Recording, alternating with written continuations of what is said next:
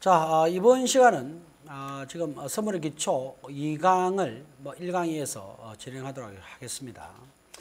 1강과 그 2강의 차이는 1강이 우리가 선물의 아주 기본적인 어떤 기초 부분을 우리가 공부했다고 그런다면은 이번에 2강은 좀 실제 선물에 있어서 우리가 기본 지식을 떠나서 이제 실제 매매를 할 때 우리가 많이 보게 되는 화면들 이런 부분과 연관돼서 우리가 보도록 하겠습니다. 그리고 실제로 매매를 할 때 어떤 식으로 매매를 하게 되는지 이런 부분들을 좀 공부하는 시간을 가져보도록 하겠습니다. 자, 넘어가도록 해보죠. 우리가 보통 우리가 KB 투자증권 그 선물 현재가 보통 이렇게 보시게 되면은 선물 현재가를 보통 보시게 되면은 선물 현재가 지수가 노고요. 그 옆에 보게 되면 여러 가지의 내용들이 나옵니다. 이론 가격은 어떻다, 상한가는 어떻다, 그리고 베이시스는 어떻다, 이런 등등의 그 말들이 그 선물에는 나옵니다. 그 부분들이 사실 어떤 의미를 갖고 있는지를 알아야 우리가 매수를 하든지 매도를 하든지 할 거 아니겠습니까? 또 일반적으로 보통 선물의 현재가를 쳐보시게 되면은 여러 가지 복잡한 내용들이 많이 나옵니다. 그래서 그런 내용들을 오늘 공부하는 시간이다, 이렇게 보면 되겠습니다. 자, 같이 보도록 하죠. 보통 선물의 현재가를 이렇게 보시게 되면은 선물 현재가 화면에 보통 일반적으로 나오는 것이 상한가, 하한가 이런 부분이 나옵니다. 그래서 제가 그런 말씀 드렸죠. 1강에도 그런 말씀을 드렸습니다만은 우리 전날 선물 가격 대비 우리가 10%의 변동을 우리는 상한가, 하한가로서 우리 잡고 있습니다. 그래서 우리가 주식 같은 경우는 15%죠. 그죠? 거래소 같은 경우는 15%가 상한가, 하한가인데 지수는 10%를 변동을 하고 있습니다. 그래서 전일 선물 가격이 만약에 260포인트다. 그러면은 260%를 기준으로 플러스 10%가 상한가가 되겠습니다. 그래서 286포인트 되겠고요. 만약에 하한가가 되면 마이너스 10% 해가지고 234포인트가 되겠습니다. 그래서 상한가, 하한가는 것은 전일 선물 가격을 기준으로 10%, 플러스 10%, 마이너스 10% 개선되어 있다, 이렇게 볼 수가 있겠네요. 자, 그 다음 화면을 한번 보도록 하겠습니다. 그 다음에 12 상한가, 12 하한가 이런 용어들이 있을 겁니다. 12 상한가, 12 하한가라는 것은 뭐냐면은 여기 말하는 10이라고 하는 것은 서킷 브레이크라고 하는 겁니다. 서킷 브레이크랍니다. 서킷 브레이크라고 하는 것인데 서킷 브레이크에 대해서 조금 제가 설명을 해드리도록 하겠습니다. 우리가 서킷 브레이크는 우리가 1987년도죠. 1987년도 아마 10월 달로 제가 기억하고 있습니다. 그때 블랙먼데이라 해가지고 미국 주가가 대폭락나는 그런 사태가 있었습니다.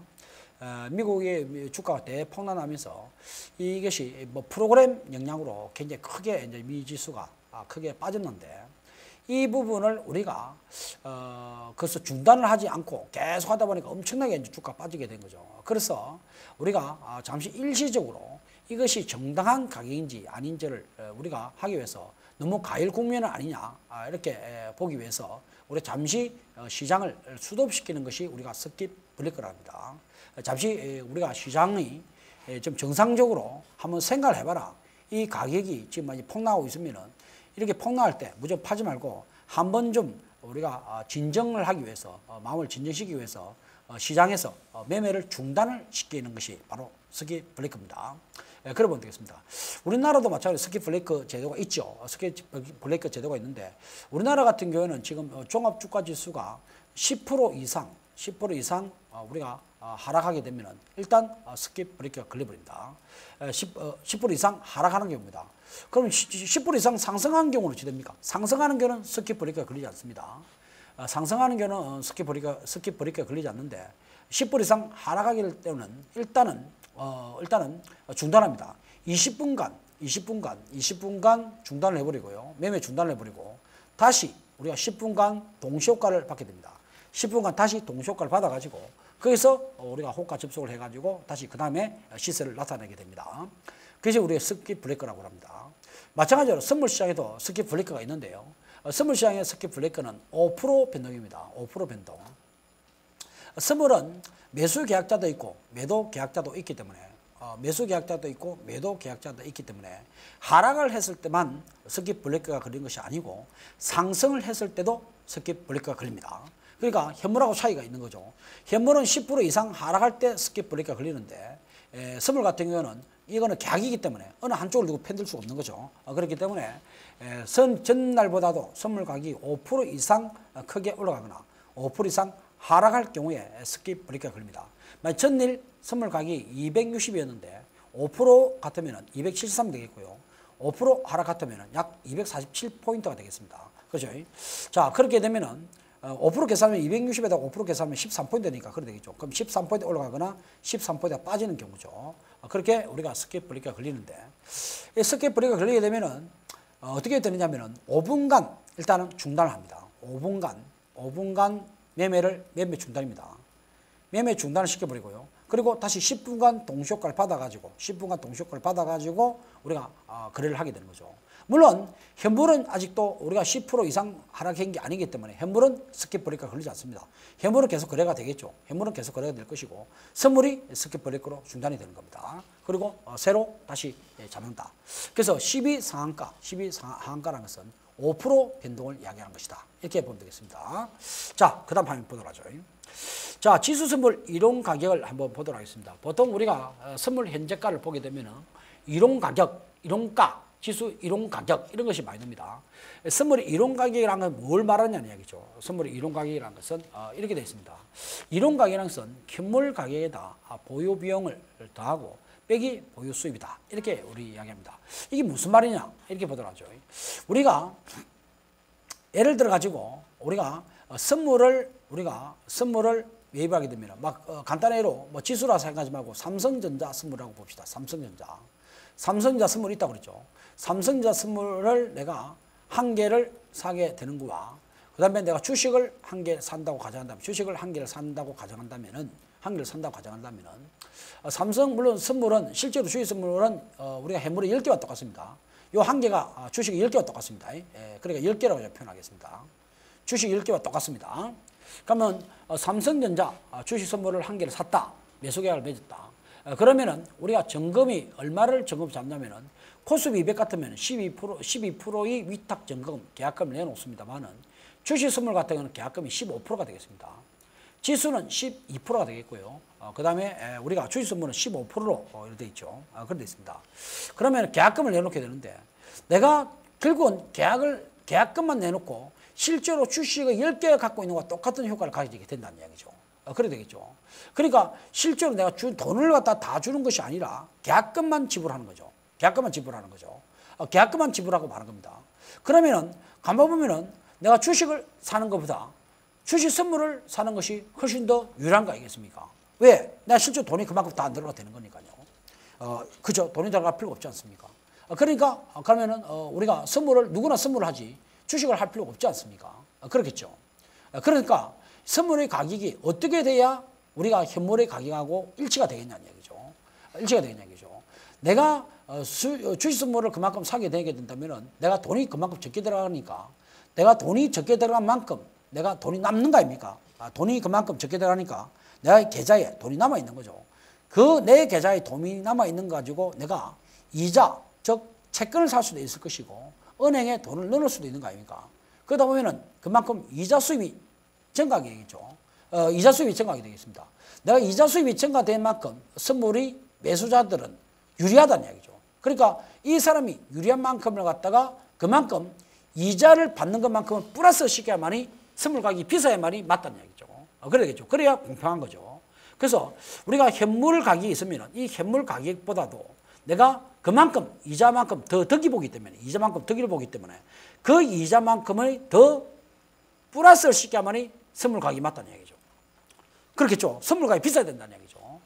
그만큼 자기가 돈을 활용할 수 있기 때문이죠. 그래서 현물 가격보다도 내가 실제로 계약금을 적게 들어가기 때문에 내가 이자만큼 더 내가 그만큼 발생이 되기 때문에 이자만큼 더 플러스 시켜야 될 거고 선물이 비싸야 될 것이고 대신에 선물을 갖고 있음으로써 내가 불리한 것도 있을 수 있겠죠. 불리한 거는 차감해 줘야 되겠죠.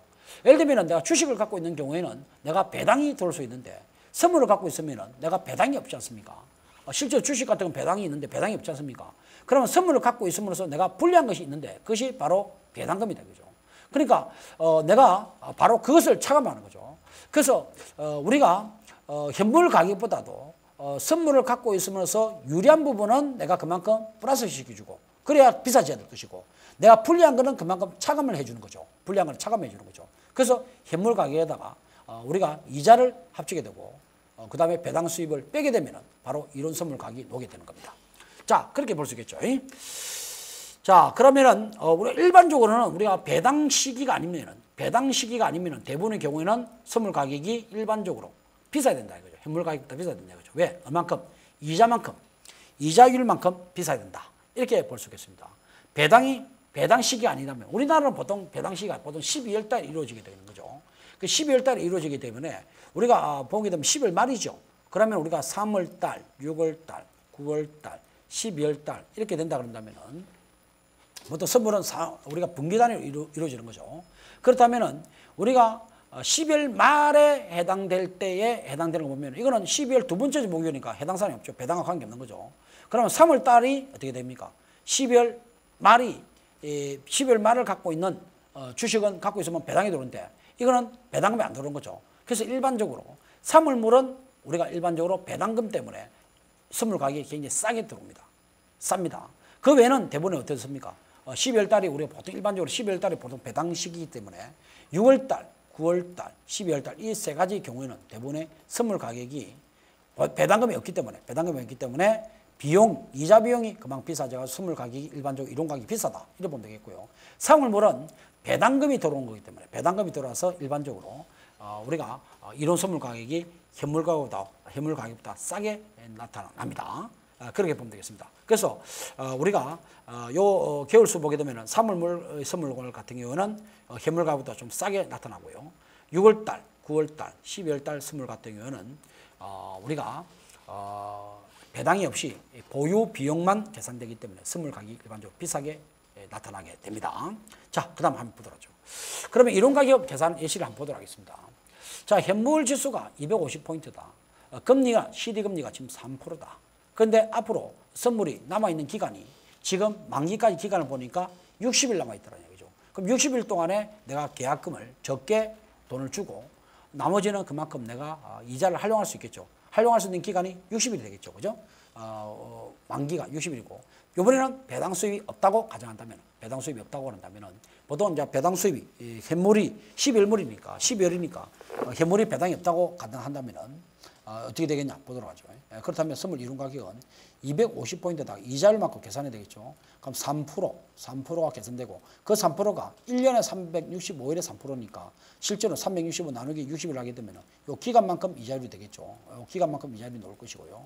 그 기간만큼 이자율에다가 내가 원금 1을 더하게 되면 내가 250에다가 그것을 계산하게 되면 251.2가 오게 되네요. 그래서 이론 가격은 251.2가 된다. 이렇게 볼 수가 있겠네요. 선물 이론 가격 이렇게 볼 수 있겠습니다. 일반적으로 우리가 현물 지수보다도 일반적으로 비싸다 이거죠. 배당이 나오게 되면은 제가 어쨌든 그렇습니까? 실제로 싸게 떨어진다, 싸게 된다 이렇게 보겠죠. 보통 사물물이 우리가 바로 그 배당만큼 빼줘야 된다 이렇게 볼 수 있겠습니다. 자, 그다음 화면 보도록 하죠. 그러면은 우리가 일반적으로 우리 현물 선물 현재가를 보게 되면 계리도 이런 말이 있습니다. 계리도라는 말이 무슨 말인가 알아야 되겠죠. 이론 선물 가격, 이론적으로 지금 보게 되면 이론 선물 가격은 얼마가 되는데 현재 선물 가격, 실제 선물에 움직이는 가격하고 차이가 어떻게 되냐 이것이 바로 계리도입니다. 이론 선물 가격이 260.20 같으면 만약 선물 가격이 259.70이다. 그러면 약 0.5의 계리도가 발생했다. 이렇게 이야기할 수 있는 거예요. 그러니까 이론 선물 가격보다도 선물 가격이 얼마만큼 차이가 나느냐. 이 두 개의 차이를 우리는 이야기할 때 계리도라고 이야기합니다.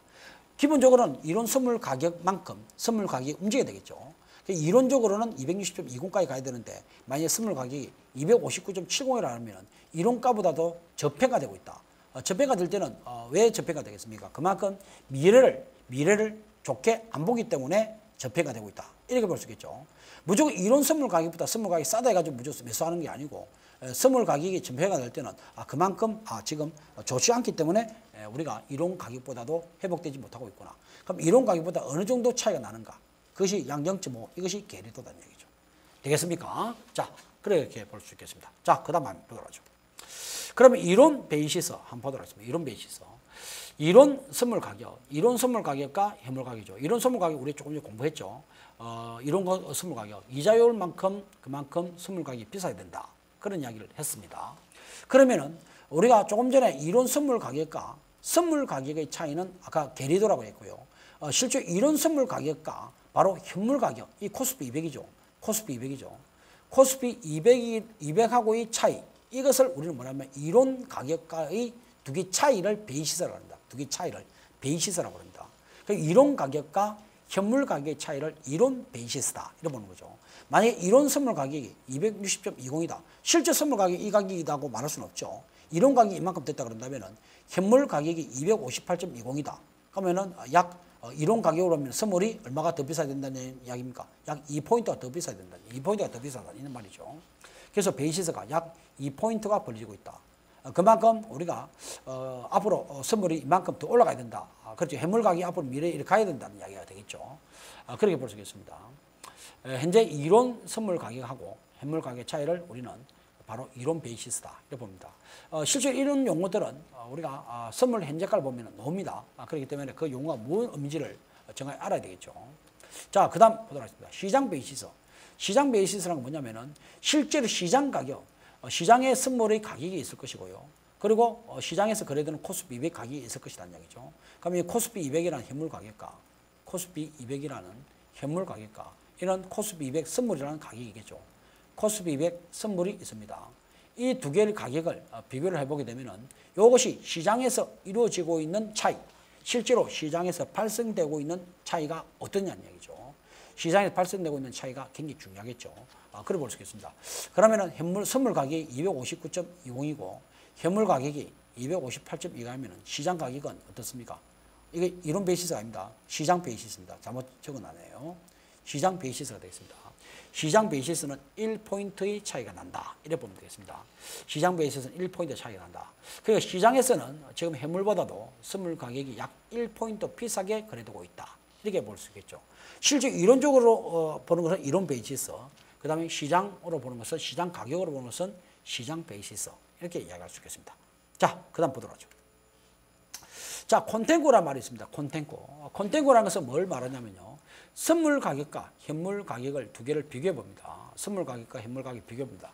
일반적으로 제가 뭐라고 그랬습니까? 선물 가격은 현물 가격보다 일반적으로 비싸다. 이렇게 말씀드렸죠. 왜 비쌉니까? 바로 보유 비용 때문에 그런 거죠. 이자율 차이 때문에 비싸다. 이래 보는 거죠. 항상 선물 가격이 현물 가격보다 비싼 것은 아니죠. 선물 가격이 현물 가격보다 싼 경우도 있다고 그랬죠. 그것은 바로 사물물 같은 경우에 배당 수입이 그만큼 차감되기 때문에 사물물은 현물 가격보다도 싸게 이루어지게 됩니다. 그러니까 실제로 우리가 이론 가격을 봐야 되겠죠. 이론 가격. 선물의 이론 가격이 어떻게 움직이냐가 우리가 중요하겠죠. 그죠? 이렇게 봐야겠죠. 어쨌든 선물 가격이 지금 현물 가격보다 비싸게 되면은 일반적으로 비싼 것이 일반적인 시장이라는 이야기죠. 그렇기 때문에 우리는 이것을 정상적 시장이라고 하게 됩니다.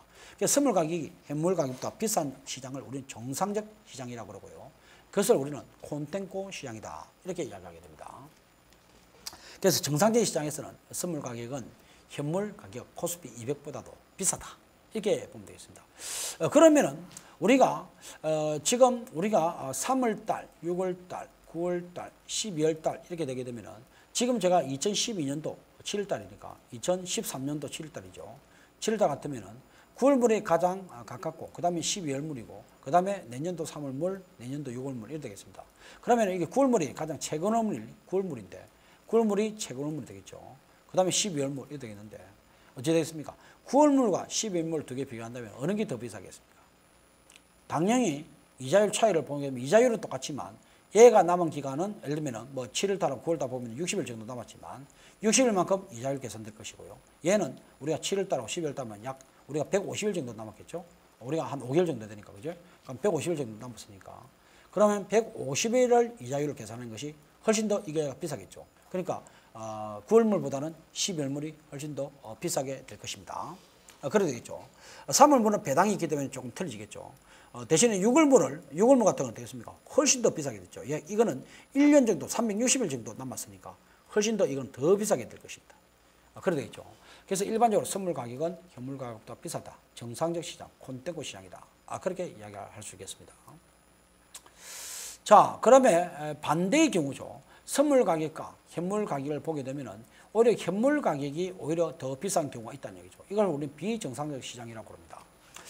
선물 가격이 현물 가격보다 싸게 되는 경우에는 왜 이렇게 싸게 되느냐 이거죠. 물론 산물물 같은 경우에는 우리가 이론 가격 자체가 떨어진다고 그랬죠. 배당 수입 때문에 그렇다고 그랬죠. 그런데 그런 이유가 아닌 정상적인 흐름에서 오히려 선물 가격보다도 현물 가격이 더 비싼 경우가 있다는 얘기입니다. 그거는 우리가 어떻게 봐야 되겠습니까? 분명히 선물 가격이 비싸야 되는데 분명히 선물 가격이 비싸야 됨에도 불구하고 오히려 선물 가격이 더 싸게 평가되고 있다는 이야기는 뭡니까? 미래에 대해서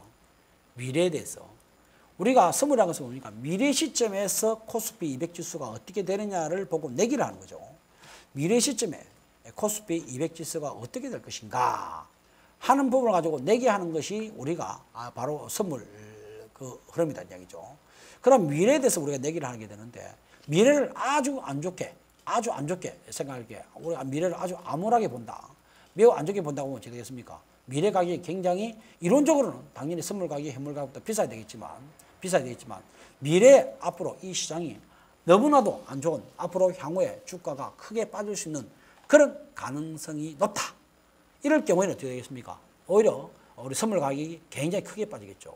그래서 우리는 이걸 보니까 비정상적 시장이다. 이렇게 보는 거죠.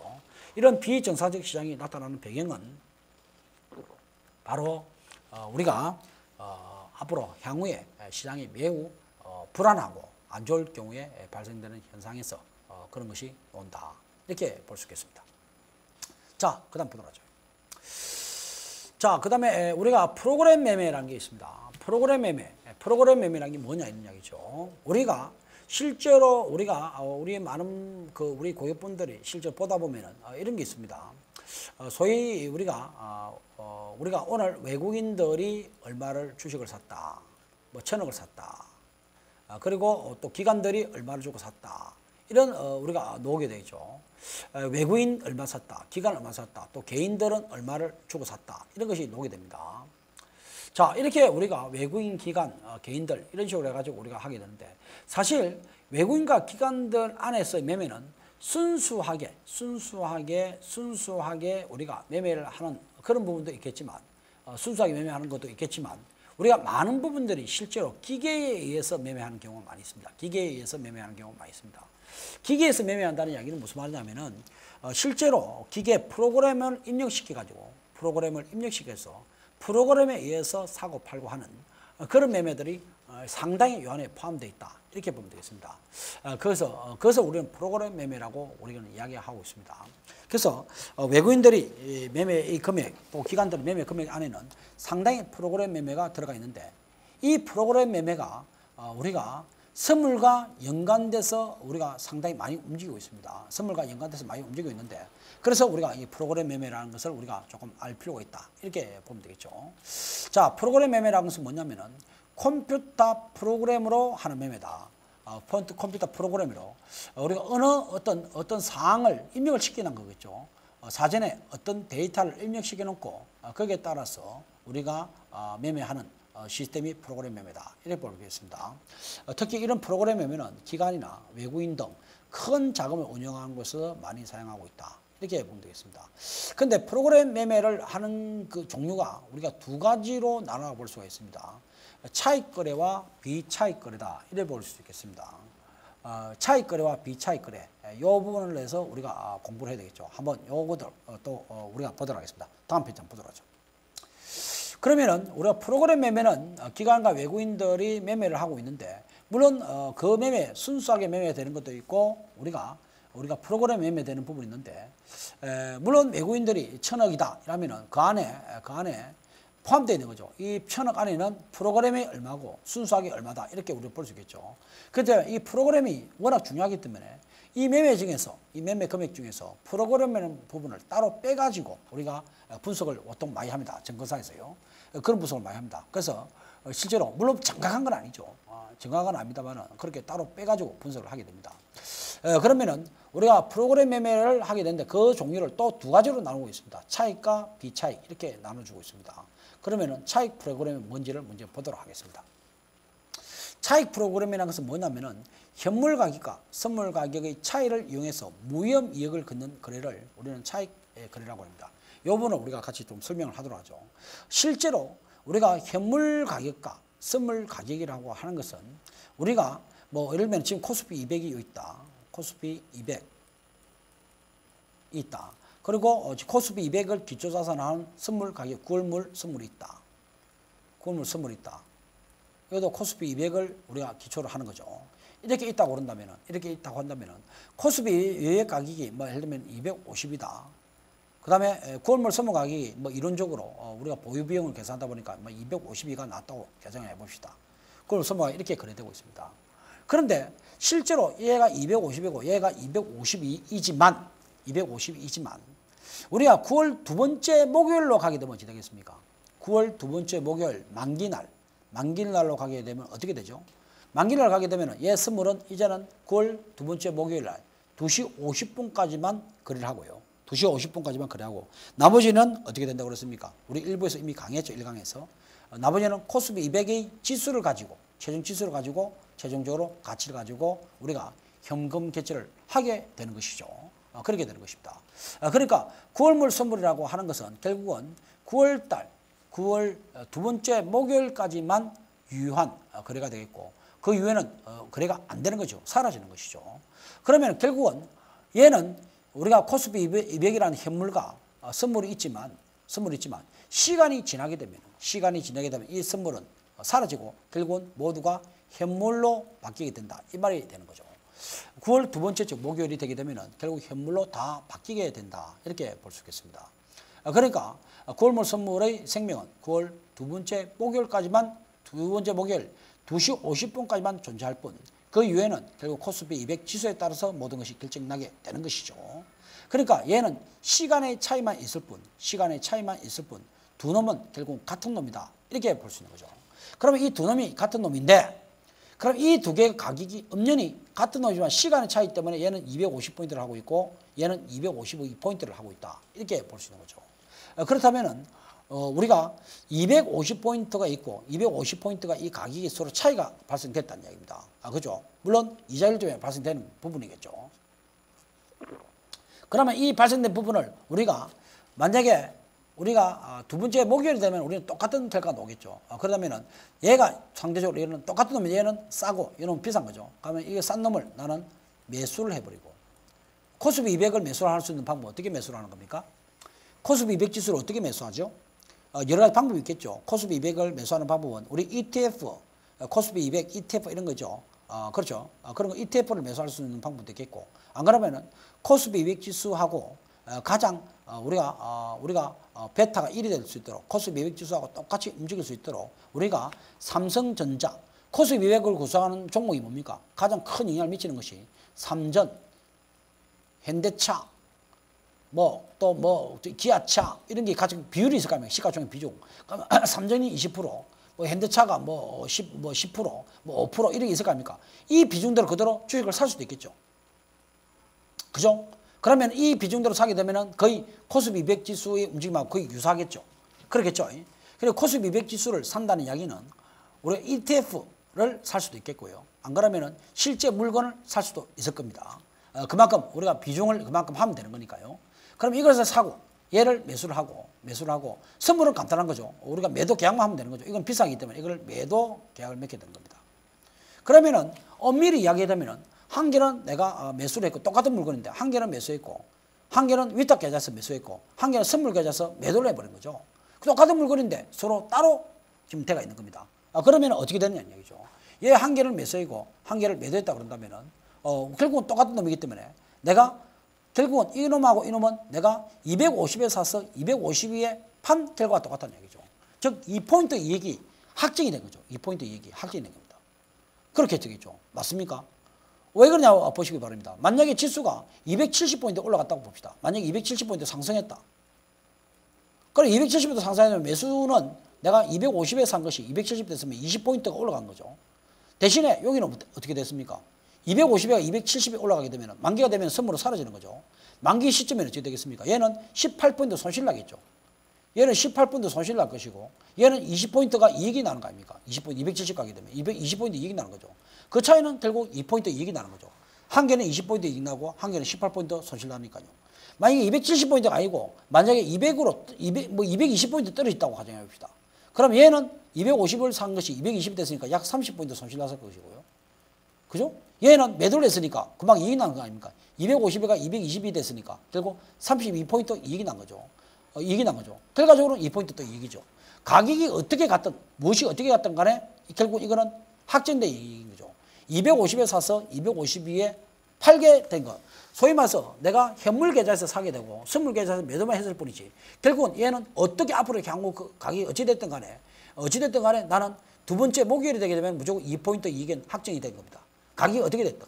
즉 쉽게 말하면 이 말이죠. 현물 가격과 선물 가격이 그 차이를 이용해서 어떻게 됐든 간에 전혀 위험하지 않은 상태에서 무위험한 상태에서 이익을 얻는 것을 우리는 차익 프로그램이다. 이렇게 우리는 이야기할 수 있는 겁니다. 그래서 우리는 차익 프로그램이다. 이래 보는 거죠. 소위 말해서 그래 되는 거죠. 뭐 쉽게 말하면 이렇게 우리가 보면 되는 거죠. 우리가 뭐 대구에 뭐 예를 들면 사과가 있는데 대구에 있는 사과 한 박스가 예를 들어 가지고 우리가 10,000원 한다. 10,000원 한다.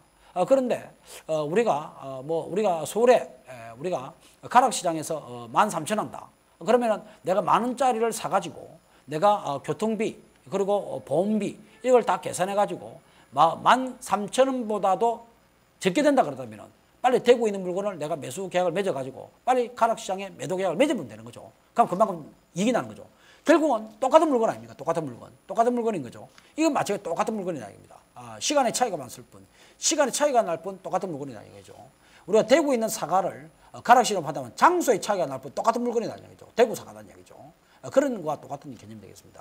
그럴 경우에 발생되는 것이 차익 프로그램입니다. 이거는 선물 가격과 현물 가격을 이용해서 완전히 무위험 거래를 하는 것이 차익 프로그램이다. 이렇게 보는 거죠. 그러니까 현물 가격과 선물 가격의 차이가 많이 날수록 즉 콘테고가 되거나 백오데이션이 되거나 어쨌든 콘테고나 백오데이션 이런 과정이 크게 차이 나면 날수록 바로 이렇게 차익 프로그램이 발생된다. 이렇게 볼 수 있겠습니다. 자, 그 다음 보도록 하죠. 그러면 차익 프로그램 보도록 하겠습니다. 매수 차익 거래라는 건 뭐냐? 우리가 현물을 기준으로 봅니다. 현물을 기준으로 현물을 매수한다. 이렇게 생각하면 되겠고요. 매수 차익 거래라는 것은 우리가 현물과 선물을 두 개 비교해보니까 현물이 훨씬 더 사더라. 그죠? 얘는 뭐 예를 들면 250을 하는데 얘는 251을 하더라. 조금 전에 우리가 얘했던 거 똑같은 거죠. 그러면 얘를 내가 싼 것을 매수를 하게 되고 ETF로 매수할 수도 있다고 그랬죠. 그 다음에 현물을 시가총액 비중으로 살 수도 있는 거죠. 이걸 매수를 하겠고 선물 매도는 251을 우리가 이렇게 매도를 하게 되면은 2포인트가 우리가 바로 소위 차익 거래가 발생된다. 이렇게 보겠습니다. 또 한편으로 보게 되면 매도 차익 거래도 있습니다. 매도 차익이라는 것은 현물과 선물을 비교하다 보니까 우리가 백오데이션이 날 수 있겠죠. 백오데이션이라는 게 무슨 말입니까? 백오데이션이라는 것은 현물 가격이 더 싼 것이 백오데이션 되겠죠. 현물 가격이 비싸고 선물 가격이 싼 것이 백오데이션 되겠죠. 선물은 지금 250을 하고 있는데 만약에 현물은 252로 비싸다는 얘기죠. 이렇게 됐다는 얘기입니다. 그렇다면은 우리가 이게 백오데이션이죠. 우리가 선물 가격이 싸게 됐다. 비정상적 시장이죠. 이럴 경우는 어떻습니까? 비싼 우리가 이것을 매도를 하게 되겠고 250을 매도하게 되겠고 선물 매수를 250을 사게 됩니다. 현물을 어떻게 팝니까? 공매도 하면 되는 거죠. 그렇죠. 공매도 다 빌려주지 않습니까? 그럼 시가총액 기준으로 공매도 해버리면 되는 거죠. 물론 이것은 우리가 하는 것이 아니고 기관이나 외국인들이 막 그렇게 하는 거죠. 그렇게 되면은 그만큼 차이를 내가 매도를 하고 매수를 하게 되면은 앞으로 지수가 어찌됐든 간에 계좌만 틀릴 뿐 250에 팔아서 250에 샀으니까 어쩌면 2포인트만큼 이익이 난 거죠. 실제로 지수가 270포인트 올라갔던 230포인트 떨어졌던 그와 관계없이 이것도 마찬가지로 2포인트 이익이 난다는 얘기죠. 그래서 우리가 현물을 기준으로 우리가 선물하고 비교했을 때 현물을 매수하고 선물을 팔게 되면 매수 차익 거래다. 이렇게 이야기하고 있고요. 매도 차익 거래라는 것은 현물과 선물을 비했을 때 현물을 매도하고 선물을 매수하게 되면 그것을 매도 차익 거래다. 이렇게 우리가 이야기할 수 있겠네요. 자, 그렇게 보겠습니다. 이것은 실제로 우리 시장에서 상당히 많이 이루어지는 부분이기 때문에 잘 이해를 하셔야 되겠습니다. 자, 그 다음에 보도록 하죠. 그 다음에 우리가 비차익 프로그램에는 우리가 차익 프로그램과 비차익 프로그램이 있다고 제가 말씀드렸습니다. 차익 프로그램과 비차익 프로그램이 있다고 제가 말씀드렸죠. 그렇게 말씀드렸습니다. 비차익 프로그램이라는 것은 뭐냐면은 선물과 연계된 것이 아니고 그 자체에서 움직이는 것이다. 이렇게 봅니다. 그 자체에서 움직이 들어갔다. 이렇게 보면 되겠습니다. 그 자체에서 움직이 들어갔다는 이야기는 무슨 말이냐면은 우리가 선물하고 관계없이 우리가 지수가 앞으로 상승할 것이다 라고 보게 되면은 어떤 한 종목을 사는 것이 아니고 바스켓을 구성해 가지고 바스켓이라 그러면 예를 들면 15개, 4개 정도 우리가 10개, 15개 정도 종목을 전체적으로 구성시켜 가지고 일괄적으로 뭐 삼성전자 우리가 삼성전자와 현대차, 기아차, 현대모비스 또 현대중공업 이런 걸 바스켓으로 구성해 버린 거죠. 물론 들어가는 비중은 결정해야 되겠죠. 들어가는 비중을 만들어 놓고 그 다음에 그것을 우리가 일괄적으로 주문할 수 있겠습니다. 일괄적으로 주문하게 되면 우리가 들어가겠죠. 그러면 이럴 때는 시장 방향이 상승을 할 것이다고 본다면 선물은 매매를 하고 관계없이 시장 방향이 상승할 거라고 보면 비차익 매수, 즉 우리가 매수를 하게 되게 되는 것입니다. 매수를 하게 되는 거죠. 매수를 해버린다. 이렇게 보면 되겠습니다. 그리고 시장 방향이 하락할 때는 기계가 선물하고 전혀 관계없이 그 선물하고 무관하게 그냥 우리가 매도를 하게 되는 겁니다. 그래서 우리가 실제로 우리가 비차익 프로그램이 어떻게 되냐. 우리가 프로그램 중에서 차익 프로그램과 비차익 프로그램이 놓게 된다면은 차익 프로그램이라는 것은 선물과 연관해서 움직이는 거기 때문에 그것은 선물과 현물의 가격 차를 이용해서 발생되는 매매이기 때문에 오늘 프로그램 매수가 될 수도 있겠고 차익 프로그램 매수가 될 수도 있겠고 또 선물의 가격에 따라서 우리가 차익 프로그램 매도가 나올 수도 있겠는데 그거는 소위 말해서 방향과 관계되는 부분이 아니다는 이야기죠. 방향과 관계되는 것이 아니고 뭐와 관계되는 겁니까? 소위 현물과 선물의 가격 차를 통해서 발생되는 것이지만 비차익 프로그램이라는 것은 그런 것이 아니고 뭐라고 합니까? 비차익 프로그램에서는 우리가 올라갈 것 같으면 우리가 상승 배팅으로 한 10개, 15개 정도의 종목을 우리가 시가총액 기준으로 좀 만들어 놓고 자기들 편의가 있겠죠. 그걸 만들어 가지고 일괄로 사버리고 또 일괄로 팔아버린다 이거죠. 그 시장에 가장 큰 영향을 주는 것은 바로 이 비차익 프로그램입니다. 비차익 프로그램에서는 어느 정도 방향을 예견을 하고 들어가는 거죠. 그렇기 때문에 우리가 프로그램 매매를 볼 때도 비차익 매수가 많이 들어온다 이러면은 방향을 위쪽으로 보고 있구나. 물론 그것이 정답은 아니겠지만 기관이나 외국인들이 우리가 그렇게 하게 된다면 아무래도 그럴 가능성이 높겠죠. 그래서 비차익 프로그램이 들어온다 그러면 방향성 매매가 이루어진다. 이렇게 볼 수가 있겠습니다. 그렇게 볼 수가 있고요. 비차익 프로그램 매도가 논다 그런다면 하락 쪽으로 배팅이 이루어지겠구나. 이렇게 볼 수 있습니다. 그러니까 실제 선물하고 연관되는 것은 아니고 우리가 방향과 관련해서 움직인다. 이렇게 볼 수가 있겠습니다. 자, 그렇게 볼 수 있겠습니다. 자, 그 다음 넘어가도록 하죠. 자, 이제 실제로 우리가 그렇게 볼 수 있겠습니다. 지금까지 제가 강의했던 내용들을 보게 되면은, 우리가 1강에서는 주로 강의했던 내용이 어떤 강의였습니까? 1강에서 주로 강의했던 내용은 소위 말해서 우리가 선물이란 것이 무엇인가에 대해서 강의를 한 거죠. 선물이 무엇인가에 대해서 강의를 한 거죠. 그래서 선물의 계좌 개설은 어떻게 하며 어떻게 할 것이냐 이런 부분을 강의를 한 거죠. 그걸 중심으로 강의를 했습니다. 자, 두 번째 강의 내용은 어떤 내용입니까? 두 번째 2강에서 강의 내용은 실제로 선물의 현재가 화면을 보면서 어떻습니까? 그렇죠. 지금 실제로 우리가 그 용어를 정확히 알아야 되기 때문에 그 용어를 공부했다 이렇게 볼 수 있겠죠. 그런 와중에 선물에 있어서 프로그램과 관련된 부분에 대해서 우리가 알게 된 거죠. 프로그램 부분이 우리가 콘텐츠가 나올 수도 있고 우리가 배구대신에 나올 수도 있겠고 거기에 따라서 우리가 선물의 흐름에 따라서 우리가 이론 선물 가격에 따라서 콘텐츠냐 배구대신이냐 거기에 따라서 프로그램 매매가 움직이 들어갔다 이렇게 볼 수 있겠죠. 그것이 우리가 일반적으로 우리가 그 기본적인 내용입니다. 하지만 실제로 우리 고객분들이 매매를 하기 위해서는 내가 선물을 과연 방향 설정 어떻게 할 것이냐 이야기죠. 방향 설정 어떻게 해야 될 것이냐. 이것이 궁극적으로 사실은 중요한 부분이죠. 궁극적으로 중요한 부분입니다. 그렇죠. 물론 우리가 뭔가를 우리가 하기 위해서는 당연히 거기에 대한 기초적인 어떤 공부는 해야 될 것이고 이것이 뭐다 이것을 제가 강의했다 그런다면은 이제 실제로 우리가 매매를 하려고 하면은 뭘 해야 내가 내 길을 어떤 쪽으로 흘러야 되느냐는 얘기죠. 이것이 굉장히 중요하겠죠. 이것을 우리가 생각해 봐야 되겠습니다. 먼저 우리가 매매를 할 경우에는 어떻게 해야 되느냐 하면은 먼저 전체적인 글로벌 환경에 대해서 우리가 생각해야 됩니다. 글로벌 환경에 대해서. 글로벌 환경이라는 건 뭡니까? 소위 말해서 이 시장이 우리가 지금 우리 고객분들이 매매를 하고 있는 것은 지수입니다. 지수. 종합지수에 대해서 거래를 하고 있는 거죠.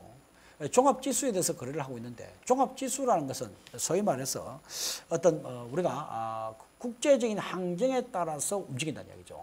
개별 종목 같은 경우에는 예를 들어 가지고 뭐 우리가 뭐 테마주가 형성되다 보면은 뭐 글로벌 환경과 관계없이 올라가고 떨어지고 이렇게 할 수 있겠죠. 그걸 할 수 있겠지만 우리가 이 지수라는 것은 그런 개념이 아니다, 그죠? 실제로 지수에 가장 큰 영향을 미치는 것이 외국인이고요. 그 외국인과 기관들이 가장 큰 영향을 미치는데 특히 외국인들의 어떤 자산의 어떤 흐름은 어떻게 보여야 되겠습니까? 글로벌 환경에 따라서 내가 주식을 편입을 더 할 것이냐, 편입을 안 할 것인가 라는 부분을 고민하게 되겠죠. 그렇게 하게 될 겁니다. 그러니까 우리가 지금 우리가 매매하는 것은 지수와 관련된 매매를 하고 있는 거죠. 지수와 관련된 매매를 하고 있는데 이 글로벌 환경의 흐름이 굉장히 중요하다. 외국인들 매매의 흐름을 결정한다. 이렇게 보면 되겠죠. 그래서 글로벌 환경이 과연 지금 위험 자산을 선호하고 있는가, 안전 자산을 선호하고 있는가, 이 부분의 판단은 매우 중요한 것이죠. 그렇습니다. 위험 자산이라는 것은 어떤 걸 우리는 위험 자산을 이야기하는 겁니까? 위험 자산이라고 하는 것은 우리가 주식 같은 거 그런 것을 우리는 위험 자산이라고 하죠. 위험 자산은 주식, 그죠? 우리가 확정되지 않는 상품들 그런 것은 우리가 위험 자산이죠. 안전 자산은 우리가 채권이라든지 채권 금리가 확정된 거죠. 이런 거는 확정된 자산이죠. 확정된 자산이니까 저는 위험하지 않다. 이렇게 보면 되겠죠. 현재 글로벌 환경이 주식을 선호하느냐, 채권을 선호하느냐, 이것은 우리가 대표적인 위험 자산을 선호하냐, 안전 자산을 선호하냐를 우리가 볼 수 있겠습니다. 그리고 또 어떤 게 있습니까? 우리가 상품 가격이라 그러면 상품 가격이 있겠죠. 상품 가격이라 그러면 우리가 원자재 가격, 원자 가격이 올라가느냐. 예를 들면 경기가 좋아질 것 같으면 어떻게 됩니까? 구리 가격이 막 올라가겠죠. 또 우리가 경기가 좋아질 것 같으면 우리가 원유도 참 올라가겠죠. 그러니까 우리가 금방 경기가 좋아진다는 이야기는 아무래도 앞으로 경기가 좋아진다니까 주식 가격이 좋아질 것이고 상품 가격이 좋아질 수 있겠죠. 그럴 때 우리가 상품 가격도 계속 올라갈 수 있겠죠. 우리가 위험 자산을 선호한다는 이야기는 바로 주식이나 상품 가격이 올라가느냐 안 올라가냐를 우리가 그렇게 볼 수 있겠습니다. 그리고 또 한편으로 보긴다면 또 뭡니까? 통화의 단위로 본다면은 달러가 있겠죠. 달러를 선호하냐 안 그러면은 우리가 달러 이외의 자산을 선호하냐, 이외의 자산을 선호하냐, 그에 따라서 결정하죠. 달러는 상대적으로 안전한 자산이 되겠고요. 달러 이외의 자산은, 달러 대비는 우리가 안전하지 않는 자산이 되겠죠. 그렇기 때문에 이런 흐름이 글로벌 환경이 지금 어디로 가고 있는가? 이 흐름이 만약에 위험 자산을 선호하는 쪽으로 간다 그런다면은 아무래도 국내 주식을 외국인들은 매수를 할 가능성이 높다. 이래 보는 거죠. 그렇다면은 매수를 할 가능성이 높다 그런다면은 아무래도 지수는 올라갈 가능성이 높겠죠. 지수가 올라갈 가능성이 높다 그런다면은 우리가 지수 선물의 계약을 매수 계약을 하는 게 좋겠습니까? 매도 계약을 하는 게 좋겠습니까? 그렇겠죠. 아무래도 올라간 쪽으로 본다면은 매수 계약을 해야 되겠죠. 그래서 매수 계약을 해야 될 겁니다. 그래서 글로벌 환경이 어떻게 움직이느냐 이것을 먼저 우리가 봐야 되겠죠. 많은 사람들이 선물 매매를 하면서 우리가 기술적 차트를 보고 있는데 그거는 매우 잘못됐습니다. 그거는 내가 좀 이따 다시 또 이야기를 하도록 하죠. 계속해서 이야기하도록 하겠습니다. 기술적 분석을 갖고 많이 거래를 하고 있습니다. 그것은 매우 잘못됐다고 우리는 판단하고 있습니다. 물론 제가 선물을 매매하는 사람입니다만 기술적 분석은 참고밖에 안 됩니다. 많은 사람이 기술적 분석에 뭔가 해답이 있는 것처럼 생각하고 있는데요. 그건 매우 잘못됐습니다. 우리가 기본적으로 기술적 분석이라고 하는 것 자체는 어떤 힘의 강도를 판단하기 위해서 기술적 분석을 하는 거지. 기술적 분석을 보면서 어떤 사람들은 뭐 어떤 가격대를 이렇게 이야기하는 경우가 있습니다. 그거는 매우 위험합니다. 뭐 예를 들면 얼마의 가격으로 해소될 것이다. 얼마 가격까지 올라갈 것이다. 또는 또 최근에 보다 보면 가격 이론이라든지 그런 쪽으로 막 진행하는 부분이 있습니다. 그런 것들은 실제로 우리가 어느 정도의 가격까지 온다, 안 온다. 사실 외국인들이 주식을 크게 사버리면 올라가 버리는 거고 외국인들이 주식을 팔게 되면 굉장히 떨어지는 거죠. 그런 것은 우리가 잘못된 겁니다.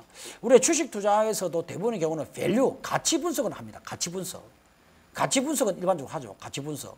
예를 들면은 우리가 코카콜라라는 회사가 지금 이제 보게 되면은 가치가 밸류가 얼마큼 될 것이다. 그러면은 밸류라는 개념을 본다면은 가치가 얼마 되는데 가격 프라이스와 비교하는 거죠. 프라이스와 비교를 하게 됩니다. 그러면은 밸류와 프라이스를 두 개 비교해 보니까 우리가 밸류 가치로 가게 되는 거죠.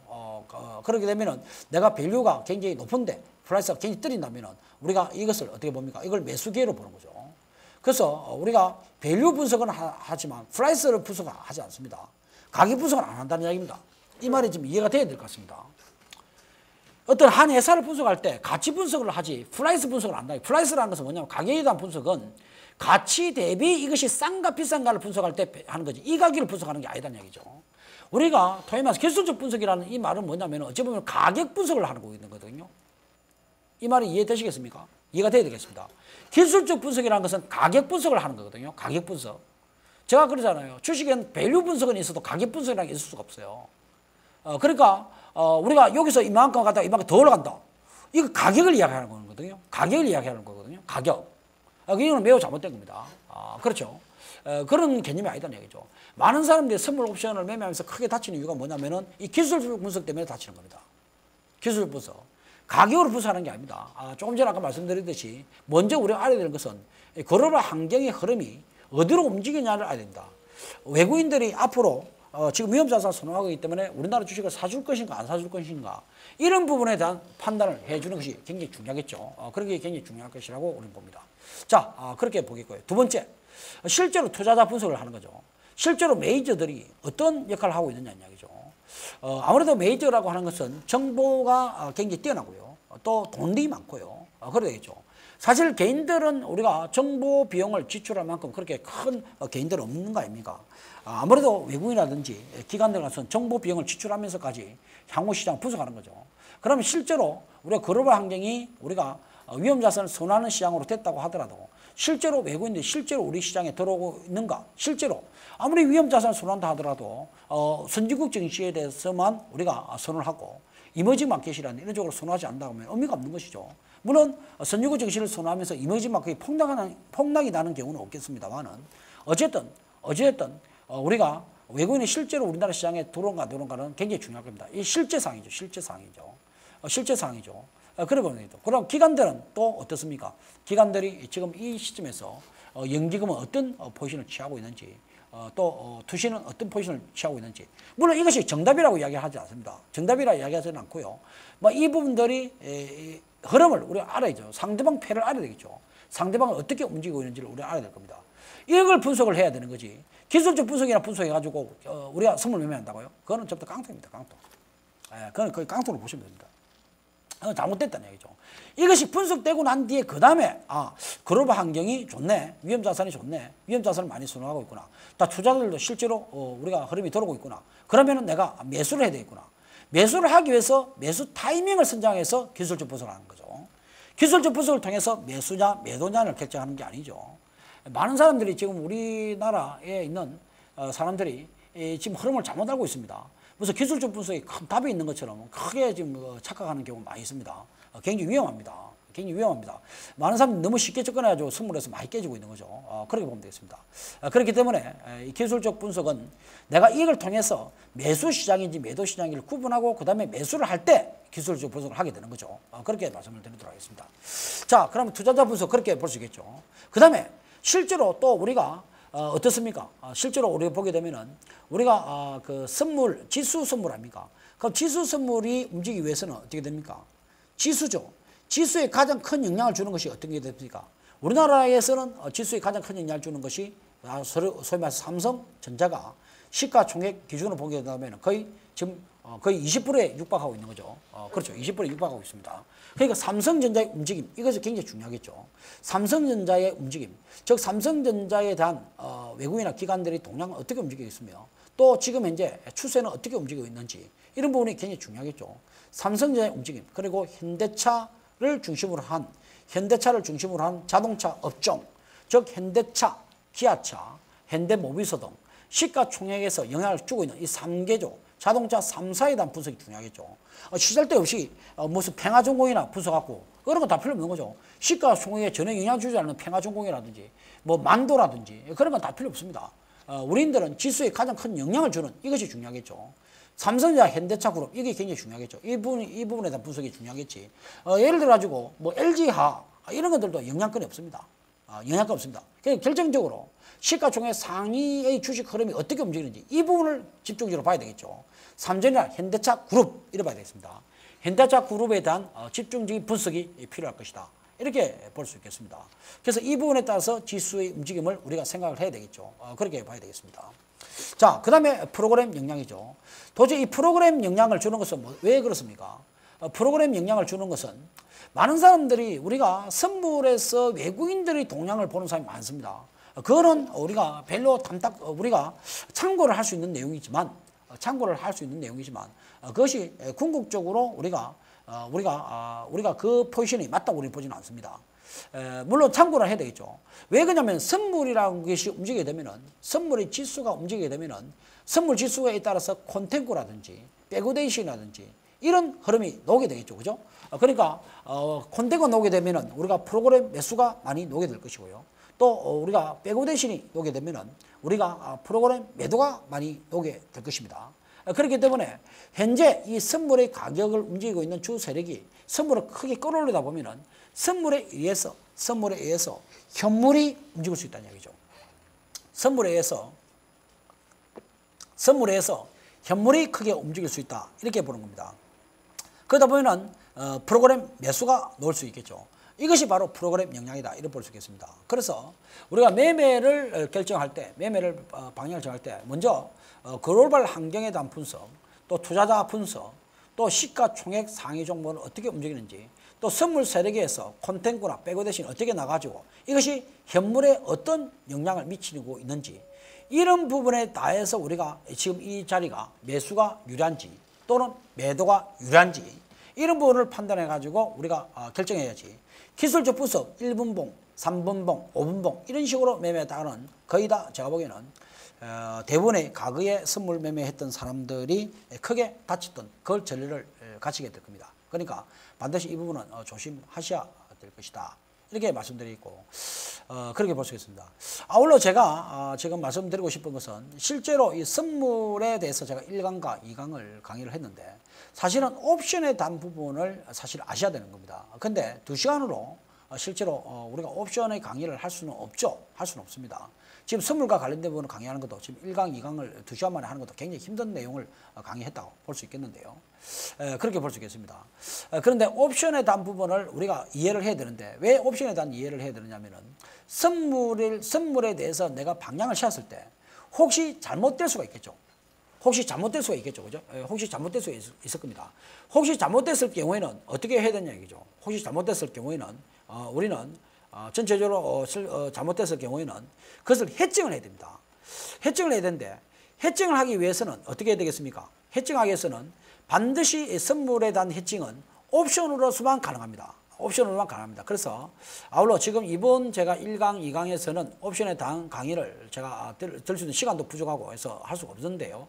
우리 지금 KB 증권 이용하고 계시는 우리 고객분들은 옵션에 대해서 따로 조금 공부를 조금 하셔야 되겠습니다. 그래서 우리가 선물이라는 거에 대해서 우리가 항상 우리가 잘 맞출 수도 없겠죠. 그래서 이것을 반드시 무조건 손절매를 하는 것보다 선물에서 손절매를 하는 것보다 어찌 보면은 조금 해칭을 통해서 해칭이라는 것은 옵션을 통해서 해칭할 수 있습니다.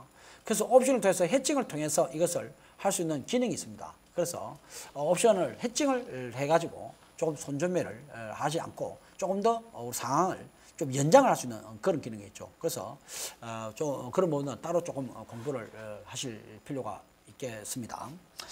그렇게 말씀드릴 수 있겠네요. 그렇게 말씀드릴 수 있겠습니다.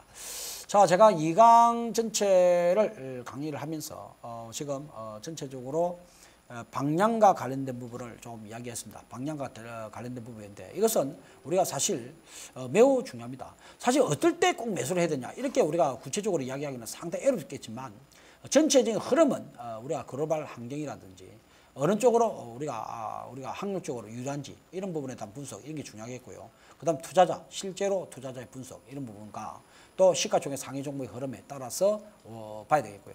또 프로그램이 어떤 영향을 미치고 있는지 이런 부분을 통해서 우리가 방향을 설정할 수가 있겠습니다. 방향을 설정하다가 혹시 조금 잘못되면은 우리가 옵션을 조금 더 공부를 하셔가지고 해칭을 할 수 있는 이 부분을 같이 조금 풀어야 될 것 같아. 이렇게 제가 말씀을 드리겠습니다. 자, 이번 강의 그렇게 제가 2강을 그렇게 마치도록 그렇게 하도록 하겠습니다. 예, 저와 함께 1강, 2강 총 2시간을 같이 공부를 하였습니다. 제가 이번 강의를 선물을 처음 접하시는 분들을 위해서 기초부터 상세하게 강의를 했습니다. 처음 접하시는 분들은 그래도 다소 어려운 부분도 있었으리라고 생각합니다. 그러신 분들은 한 번 더 제 방송을 다시 보시다 보면 충분히 이해할 수 있을 거라고 믿습니다. 제가 한 20여 년간 이런 선물과 관련된 일을 하면서 많은 분들이 선물 매매에서 실패하는 그런 경우를 많이 봤습니다. 그런 부분을 제가 분석을 해본다 그런다면은 먼저 선물에 대한 기초 지식, 이론 지식이 부족해서 그러한 부분이 생기는 것 같고요. 두 번째는 선물은 방향과 관련된 부분입니다. 그러니까 상승을 하느냐, 하락하느냐, 방향과 관련된 부분을 우리가 판단하는 것인데 대부분의 많은 사람들이 그 방향과 관련된 부분을 기술적 분석으로 하는 경우가 많이 있습니다. 이것은 우리가 매우 위험합니다. 기술적 분석은 우리가 타이밍을 선정할 때 필요한 것이고 실제로 이 시장에서 글로벌 환경이 지금 매수를 하면 좋은 건지 매도를 하면 좋은 것인지 이런 환경에 대한 분석 또 그리고 수급 외국인과 기관들 소위 메이저들의 흐름이 어떻게 움직이는지 이런 것에 따라서 방향을 설정해야 되는데 많은 사람들이 기술적 분석을 보고 매수 매도를 우리가 보는 경우가 있습니다. 그건 매우 잘못됐습니다. 그래서 많은 개인분들이 기술적 분석을 매매하면서 짧은 매매로서 선물을 사고 팔고 하다가 크게 위험한 경우가 많이 있던 것을 저는 보았습니다. 이번 강의 2시간을 강의하면서 선물에 대한 기초 부분을 강의드렸고 마지막 부분에 강의했던 부분이 선물에 대한 방향과 관련된 부분을 이야기했는데요. 이번 이 강의를 들으신 분들은 기초 부분도 충실히 하시고 그리고 방향과 관련된 실전 매매를 할 때는 어떤 부분이 나에게 유리한가 이런 부분을 깊이 생각하시면서 그리고 충분히 경험되기 전까지는 작은 수량으로서 매매를 하시면서 선물 옵션을 경험을 가지는 것이 좋을 것이라고 저는 생각합니다. 그렇게 하신다면은 분명히 선물 매매에서 성공되는 인생이 될 거라고 저는 확신합니다. 자, 선물 옵션 실전에 들어가기 전에 항상 마음의 여유를 갖고 편안하게 그렇게 매매를 해 주시고요. 그리고 절대 자기가 할 수 있는 수량보다 더 많이 매매해서는 안 됩니다. 작은 수량으로 하시면서 천천히 경험을 하신다고 생각하시면서 그렇게 진행하신다면 훌륭한 어떤 트레이더가 될 거라고 저는 확신합니다. 자, 다 성공 투자 되시기를 기원합니다. 감사합니다.